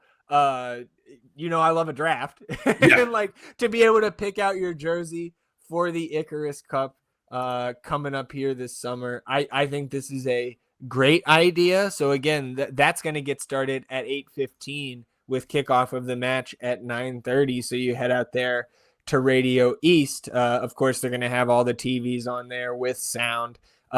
Beverage support from Shiner Beer and Jim Beam all night long. So it looks like you're turning up on a Wednesday, and local support for those jerseys being shown by Pint House, Shangri-La, Banju, Radio East, and KG Barbecue. So I think you can go over to the Icarus Cup Instagram and see all of those designs if you are so inclined here before the draft. Maybe make a little draft board for yourself if you're playing on one of these teams. But the jersey draft and the watch party against San Jose, again, Radio East, jersey draft at 8:15, match starts at 9:30. Another banger from LV. Yeah, this was top elite. Talking about elite. These jerseys look awesome, dude. Oh, you pulled them up? Yeah, I'm looking at some right now. They look fucking cool as shit. Hell yeah. Need a North End jersey. Maybe that could be some Patreon merch at some point. Oh, that would be sick. You're pretty good with the jerseys, man. You've been a jersey designer in the past for the charity game. It's true. That's true. Yeah. So let's go ahead and talk about this match, E. So I am on the midweek match preview here at the northendpodcast.com. Quick history lesson for those who are just joining us here this year and our first time seeing the Quakes. Of course, San Jose, one of the original 10 MLS teams, although they were initially the San Jose Clash. And I want to say that like throwback jersey that they introduced last year was a Clash throwback, if I recall correctly. Mhm. Either way, I loved that third kit that they had last season. And San Jose, as we've said before in Quakes previews, they took part in the first ever Major League Soccer match that was a 1-0 San Jose win over DC United. San Jose has 2 MLS Cup wins in 2001 and 2003, 2 Shield titles as well, 2005 and 2012. And on the heels of their first Supporter Shield victory in 2005, San Jose ownership failed to secure a soccer-specific stadium in San Jose and announced a move to Houston. So the club eventually became the Houston Dynamo, beginning play in 2006. And of course, with San Jose's reigning Shield-winning roster, they won the next 2 MLS Cups. So in case any listeners were unaware why it's so fucking stupid for Houston fans to think that those were their wins, that is exactly why we tell them those are fake trophies and belong to San Jose. Build something for yourself, idiots. Look what's happened since. Can't win shit. And that's why we love those guys. Yeah. You know what I mean? That's why we love those Dynamo fans. The Quakes returned to the league in 2008. They had that one Shield win, of course, in 2012. But since then, man, it's that Shield win and 2 wooden spoons, 2018 and 2024. They've qualified for the playoffs just once since we've been in the league, and that was just a wild card game loss in 2023. So the success they're experiencing at this present moment is a little bit outside the box for what we expect from the Quakes as we've known them. They are in their second full season now under Bruce Arena, who is the head coach and sporting director of this club. Last season, Arena coached this team to a 10th place finish in the West. Very exciting offensively with 60 goals for, but terrible defensively, 63 against. And they lost some big-time players here this offseason. Of course, the number one was Christian Espinoza, and the story around that with them forgetting to pick up his option, and then he had his pick of the litter in free agency, of course, joining Nashville, who now look like maybe the best team on the continent at this point. We'll see that play out in this CONCACAF semifinals over the next couple weeks. So he left in free agency. Joseph Martinez, B's favorite player there, unfortunately couldn't pick him in best ball this year because Martinez is now in Liga MX with Tijuana.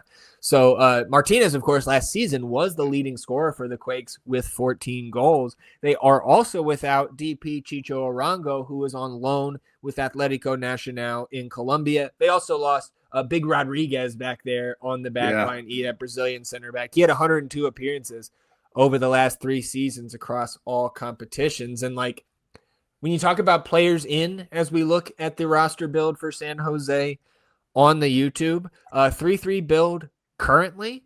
I don't know why they wouldn't go 2-4 and take the additional $1 million in GAM since they only have the 2 DPs right now, but 3-3 build. And the only addition of note, at least to my mind, is Timo Werner coming over from RB Leipzig. Of course, Werner in his very illustrious career has won 7 trophies with his past clubs, has 153 career goals, and that spanned 10 seasons in the Bundesliga with Stuttgart and Leipzig and 4 Premier League seasons with Chelsea and Tottenham. So Werner has come over and had a slow start so far this year, in and out of the lineup with injury. But I can see the starting lineup for San Jose's match tonight. Right now, that kicks off in a matter of minutes against LAFC. This is at LAFC, so certainly a big test for the Quakes here tonight. Timo Werner back in the starting lineup. Yeah, I mean, he's a good player. I think he'll get going at some point. But like you talked about, the players in, right, so limited here. And what Bruce has been able to do with this team, particularly on the defensive side of the ball, there's nothing short of almost magic, because this team was unbelievably bad on the defensive side of the ball last year. It was insane playing them. And like I talked about earlier when we're talking about like pessimistic, optimistic, whatever, Mm-hmm. and looking at that San Jose game and feeling like, I don't really know if I believe in them. I don't know. And then you take a look at who they've beaten this year. You beat SKC twice. They're fucking terrible. Yep. You beat Atlanta. They're fucking terrible. You beat Philly. They're terrible. You beat Vancouver 1-0. On the road. Impressive. That doesn't happen. Nope. I mean, I was looking at the advanced stats earlier. I think Vancouver's only got 4.5 xG up on the season. Like, they're a good team. Nuts, dude. Obviously beating San Diego. I think 3-0 over San Diego. Even San Diego in a tailspin right now. They haven't won 5 games. So like they're not playing well. And like that's just not super impressive. So I do want to have eyes on this game tonight. And if you can get a result here versus an LAFC team, if you're a San Jose fan or player, I'll put some respect on your name. Some real, hey, you're in the top 5 in the West. I believe you. And like have some room to work with. And like maybe that'll happen as well. But like Bolaru coming on last year, playing really well. Jamar Ricketts, a guy who I remember being impressed with his speed in particular. I think he's a solid player. Daniel, I think, is a good goalkeeper. So like they have some stuff here, but I still want to see some more legitimate results outside of the 1-0 Vancouver win, which I will not take away from them because yes, that is a quality win. Yeah, I think I'm already there with them. At the very least, I'm at the point where this is a good team. Okay.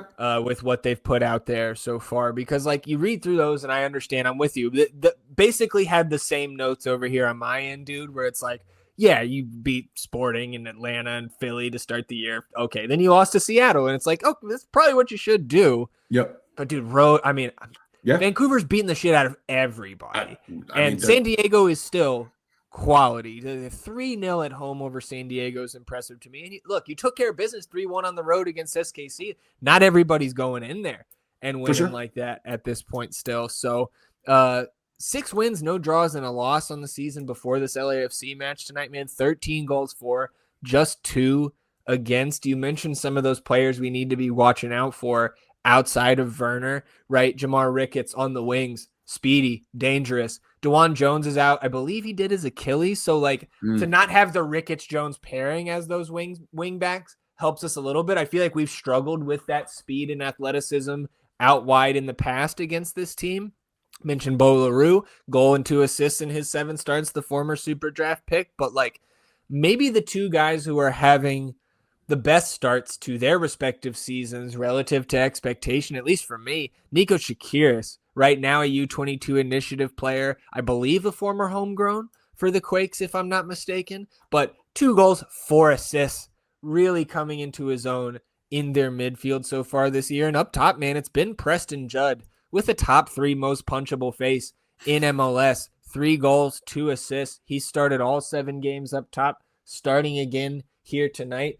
I guess what we can do is pull up, instead of the San Jose Austin lineup preview there, this is what they're running out tonight. And I know Best Ball members, or managers rather, know all about Daniel Muni at this point. It's been notable on both sides of the ball because with only 2 goals against, the clean sheet stacks have been racking up for this team, and Daniel Muni himself has 2 goals and an assist. So I believe he's the highest scoring best ball defender so far this year.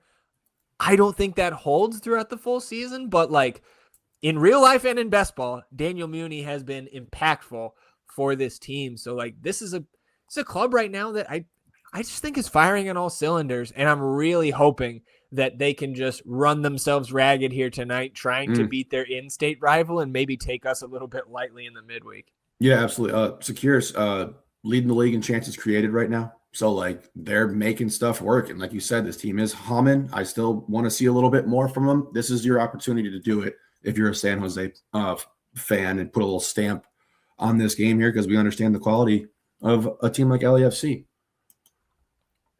So I'm ready to talk about us if you are. And I think, as has been the case for the last, I don't know how many matches, number one thing I'm looking for is injury updates, right? And I imagine we should hear from Coach at the Performance Center maybe Monday with the Wednesday game, but certainly by Tuesday late morning.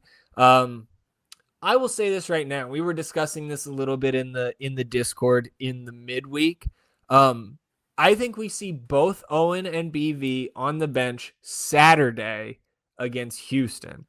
And I think I'm more confident in the BV activation than Owen at this point, which again, like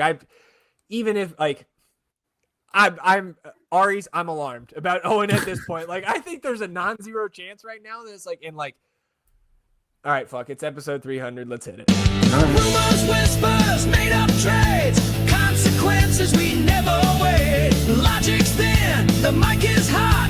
Let's pretend this means a lot. Taking shots from way downtown, hoping no one writes it down. Hot takes flying without hesitation. It's time for some reckless speculation.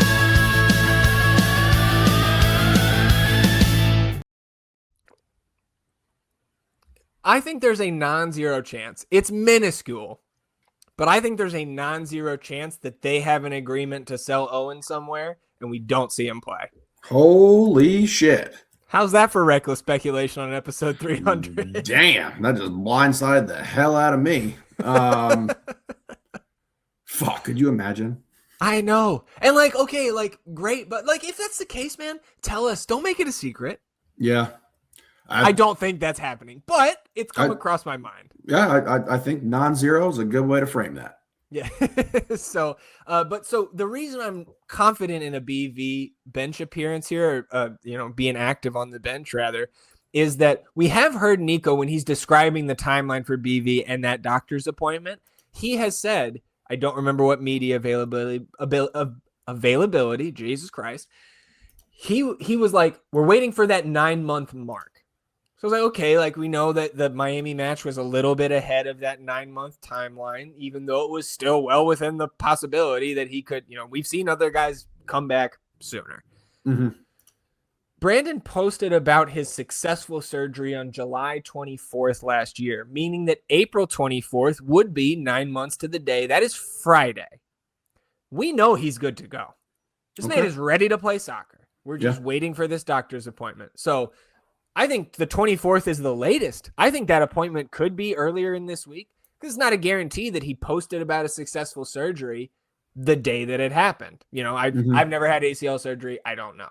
But so I think once we get that doctor's appointment, the final clearance, he's right in there off the bench, 15, 20 minutes. So I think we see that on Saturday. I believe Nico said last week, Owen's still like week to week, which kind of played into my reckless speculation right there. But like, there'd be no better time than fucking the orange fucking team coming to town to bring those guys in off the bench. I mean, the excitement levels around the fan base would elevate even more than we already are up for a game against Houston. So yeah, and obviously we need to hear about anybody else. Like, did somebody come away with a concussion that day? What's up with Danny? Is he, how's the scar tissue? I guess, Taylor. But I think we are on the precipice of BV, potentially Owen as well, but not in the midweek here. And are we really going to bring, I guess it would be poetic a little bit to bring BV back on that San Jose pitch, but I don't feel good about that. Yeah, no, that was not what I would like to see, but I would love to be able to get them a little time before Houston. You know what I mean? Just to get out there, and get the cobwebs out and all that. Like for sure. I get that. But I want to sleeping in your own bed, being at home in your own locker room with your own facilities and all that. That's better than on the road, almost no matter where you're going. Although I will say, this is just a random thought that popped into my head. I saw a clip or a still image from the Miami visitors locker room that we were in a couple weeks ago. The guys were in, rather. That is a locker room. I mean, you see some of these visitors locker rooms for these MLS stadiums, man, look like, what you'd find with us playing D3 over a decade ago. But that Miami, that's a locker room. Damn. So they spent the food budget on the locker room. Upgraded that shit. So the hot dog bun budget was fired off for that. Yeah, man. It's just so frustrating with both of these guys because I want to see this team at its level. And I can't trust anything that has been said about their timelines. I can't. No, it just hasn't happened. And like, it's been weird. So I'm with you. I hope we can get him back for Houston. That would be really, really big. Anything in terms of like changes to the lineup, subs? Like, I mean, if Ilya can go 60 plus, I put him back in the midfield, please. Absolutely. I think you're going to have to rotate Biru. Yeah. After what he did and the head thing, maybe that's lingering a little bit, but we have options there. I'm fine sliding John Bell over. I'm fine getting a Kolmanich start in there if that's what we need to do. Sure. Please, yes, Ilya, be good to go. Would love to be able to slide him in the midfield, make Sabovic just a complete afterthought. And if we do find ourselves in a situation again where it's like we got to get more attacking players on the field, sub out one of those, sub out Duber or Ilya, slide Joe back in, and then you can make some moves with what you have at your disposal on the bench there. Azuni, going to lace him up, be good to go. I'd anticipate a Ramirez start here. Dessler start, Sfati. What's up with BHI? Rotated out, rested. I think he's back in there. So he'll be back in there for sure. And yeah, Duber, bring your lunch pail, man. We're going to have to get minutes out of you. You're going to have to. Well, hey, no Drew Fischer in this one, so don't worry. There we go. Yeah. I think the only other thing I have before we get to score predictions is, right, we had to close out last episode our listener question from Andrew, and we were talking about the what you wear on game days. Do you have any superstitious articles of clothing, yada, yada? So I did see in the Discord yesterday that Kegel said no draws on. So Commando Kegel. Hey. And if you want some pseudoscience here in the North End, we scored 3 goals with Commando Kegel. Hey. Okay? Everybody listening to this, no underwear on Wednesday night. Let's just get the data point. Yep. Right? Yep. If we get a win like this, we might be wearing no underwear to the World Cup break. Hey, we have to. I mean, like if it doesn't work, dude, if that's how you win 7 games in a row, maybe. Yeah, if we're talking realistic, this is definitely the key, for the next 7 games. There's no draws for anyone. And if that doesn't work, we'll just go Pooh Bear and we'll get that out of the way. We need the data points. We got to get the data points. So if we go Pooh Bear, then shit's really bad. Yeah. Well, shout out to Kegel for helping us out with our hypotheses here. So, E, unless you have anything else to add, how much is Austin FC winning by on Wednesday night? I do have something. I just popped across the old desk here, looking at, and again, this is not gospel. San Jose has the lowest FOTMOB rating of the entire league. Really? Collectively, 6.25. Interesting. Yep. So I thought that was interesting. 13 goals for, 2 against. I would assume you'd have to do the playing well. Yeah. What's their XG looking like if you have that table up? They got to be overperforming, right? 15.2. They're second in the league next year right now. Oh shit! Wow. Yeah. 9.8. That is interesting. XG difference. Vancouver, who they beat, way up, and only a team in front of them. So, again, I don't know if that's more data to me not knowing how I feel about this team or not. I just thought it was interesting. About 40% possession for this team. So we could find ourselves again in a situation where it's like, beat this low block, attack us, and try to score. And if you can't do it, we're gonna win. So I just thought it was interesting. But prediction. I'm gonna stand on it. I don't know if I believe in the San Jose team. 1-0 Austin. Nice. I like that better than mine. I think this one's going to be a back and forth affair, midweek game. Both teams coming in on relatively tired legs here. A little MLS after dark. I got a 2-2 draw, but I like E's prediction better. 1-0 for E. 2-2 for me. Don't care how you get it done, boys. Bring us back 3 points. Come on down to Farmer Field where the champions play. Get ready for the game. It's last business day.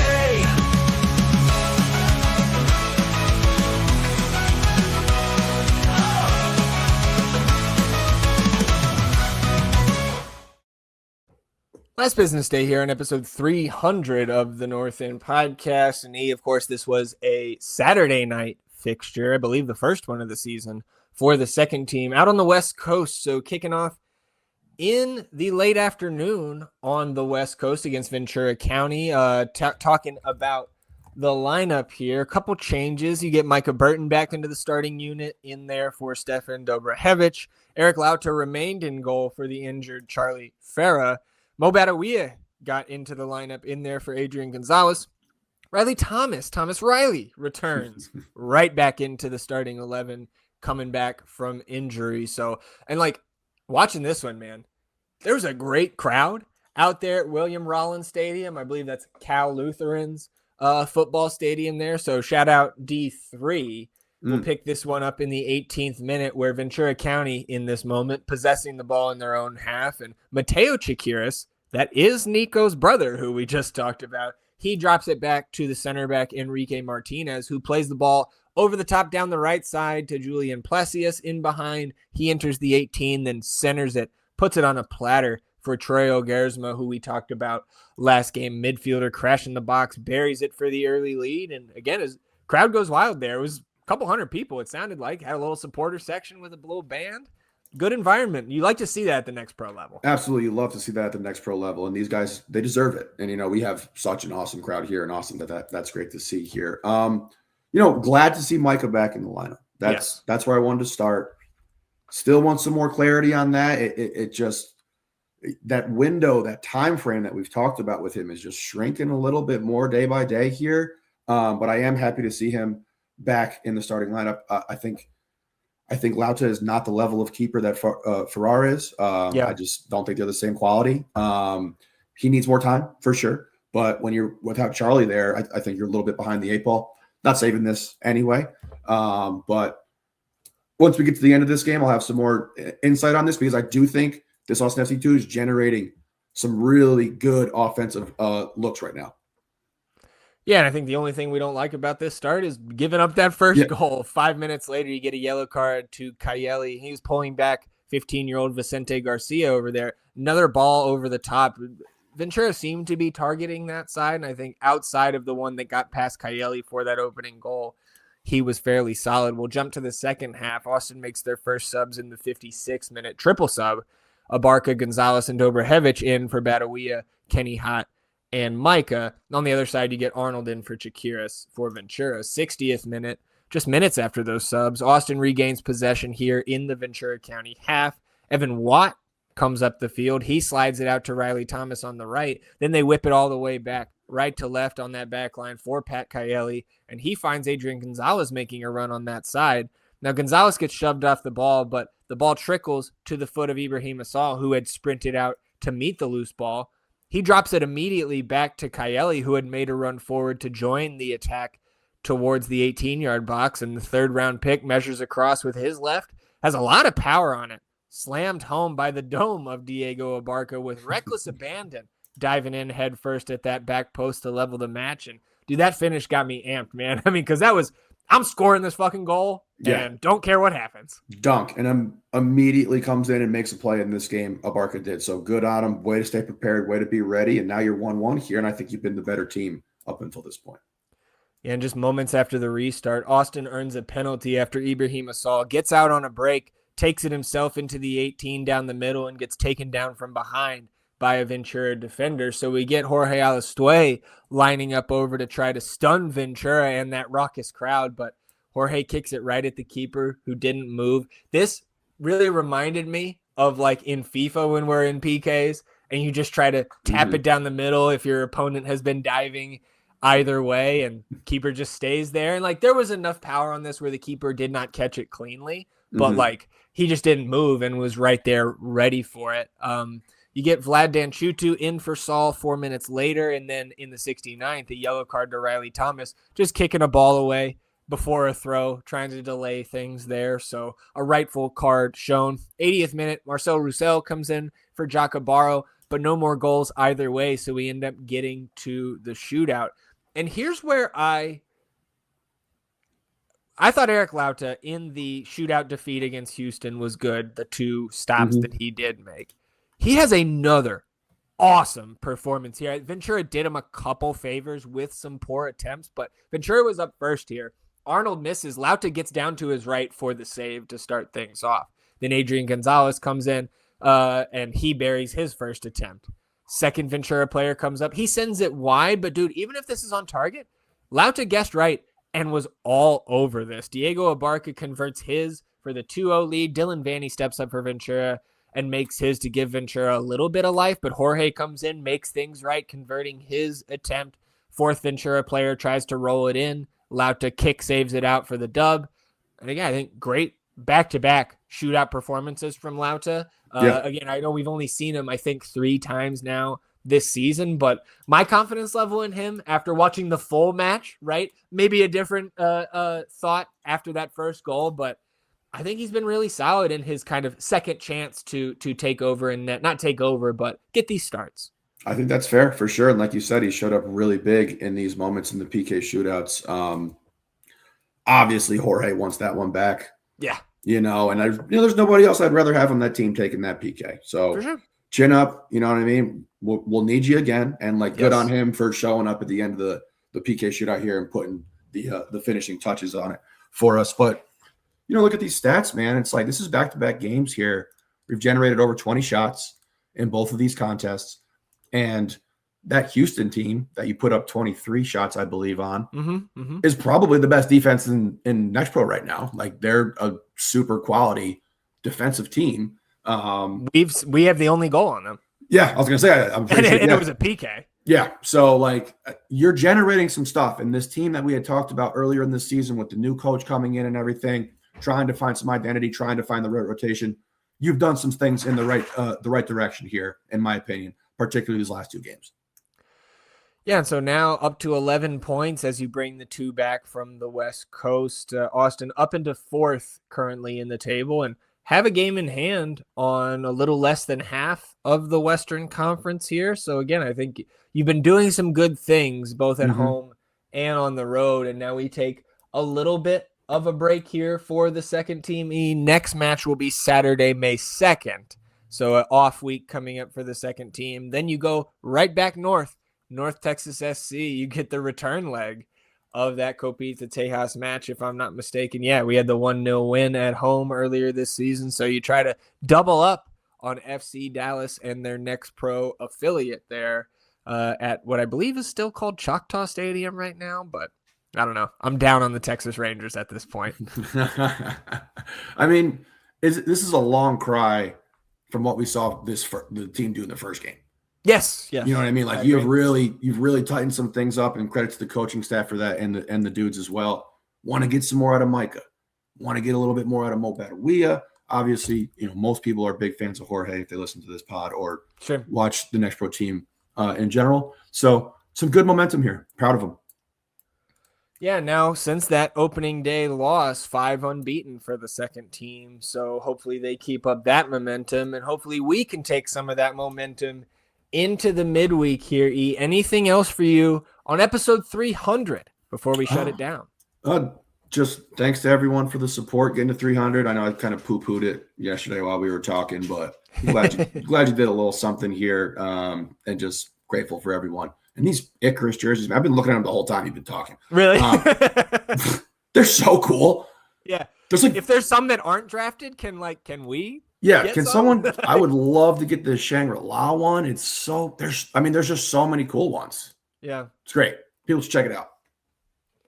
Well, with that, everybody, I will also second that theme of appreciating all the support for the North End here as we go from episode 300 and beyond. We will be back on Thursday, recapping the first team's matchup against the Quakes, of course, previewing the home leg against the Orange team here, and talking about everything else that happens in the Austin FC universe between now and then. Enjoy the beginning of your week, everybody. We'll do the same, and we'll see you back here on Thursday for another episode. Till then, he's E, and I'm Zach. Vamos Austin FC, everybody. Goodbye.